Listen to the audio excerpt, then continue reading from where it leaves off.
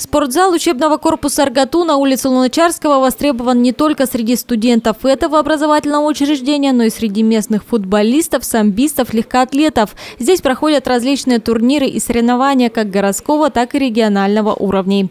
Пока юным чемпионам вход сюда запрещен, идет большой ремонт, обновляют стены и пол. Причем напольному покрытию в рамках запланированных работ уделили особое внимание. Напольное покрытие здесь, во-первых, оно эксплуатировалось с самого момента постройки здания.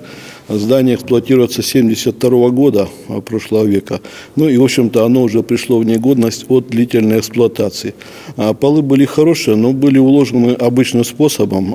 Это шпунтованная доска, которую приходилось постоянно подтягивать, приходилось перебирать, осуществлять ремонты. Текущий ремонт не всегда оправдывал ожидания. Возможность отремонтировать спортзал капитально появилась у университета только в этом году. Чтобы новый пол прослужил как можно дольше, потребовался хорошо подготовленный материал. Как раз сейчас доски проходят обработку, а потому в понедельник на объекте специалистов подрядной организации мы не застали.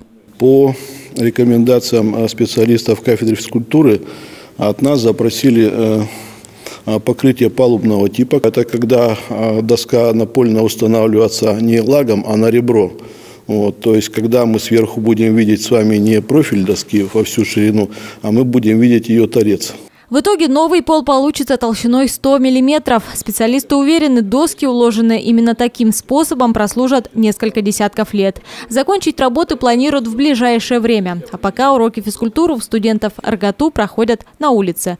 Лиана Егорова, Александр Матвеев, телеканал Рыбинск 40.